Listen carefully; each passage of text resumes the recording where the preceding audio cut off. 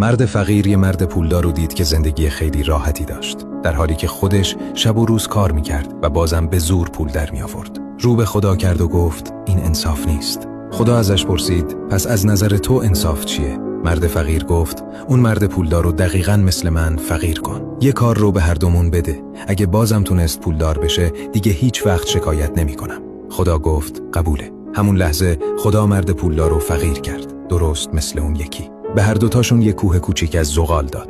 قانون ساده بود. 1 ماه وقت داشتن هر چقدر میتونن زغال بکنن و بفروشن. کار شروع شد. مرد فقیر به کار سخت عادت داشت. کندن زغال سخت بود ولی بلد بود چطور انجامش بده. خیلی زود یه گاریو پر کرد، برد بازار فروخت و با پولش یه غذای حسابی برای زن و بچه‌هاش گرفت. اما مرد پولدار هیچ وقت همچین کاری نکرده بود. چند دقیقه کند، بعد مجبور شد استراحت کنه. عرق از سر و صورتش سرازیر شده بود. چند ساعت بعد به زور یه گاریو پر کرد و برد بازار و فروخت. با سودش فقط چند تا نون خرید و بقیه پولشو نگه داشت. صبح روز بعد مرد فقیر بیدار شد و دوباره رفت سراغ کندن زغال.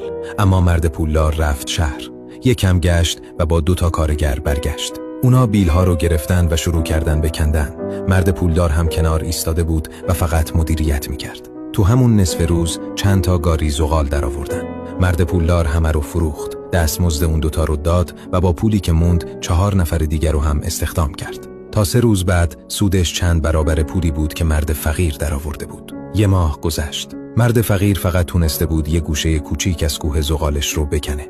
هرچی در می آورد خرج غذا می کرد. هیچی براش نمی موند. اما مرد پولدار با یه تیم کامل کل کوه زغال رو تموم کرده بودن. یه عالمه پول جمع کرد. باهاش توی کسب و کار جدید سرمایه گذاری کرد و خیلی زود دوباره ثروتمند شد. این بار مرد فقیر همه چیزو دید و دیگه هیچ شکایتی نداشت. این داستان فرق ذهنیت پولدار و فقیر رو نشون میده و برای همینه که پولدارا پولدارتر میشن.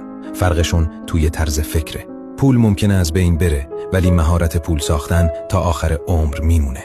بهش فکر کن. اگه هر روز فوتبال بازی کنی توش حرفه‌ای میشی. اگه هر روز بری باشگاه قوی‌تر میشی.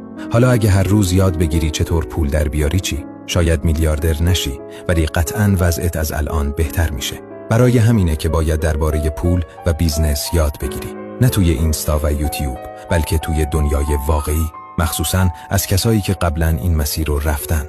اگه رشد رو دنبال نمی کنی احتمالاً دیگه هیچ وقت ما رو نمی بینی. ولی اگه این کار رو انجام میدی تبریک میگم. تو هر روز در حال رشدی.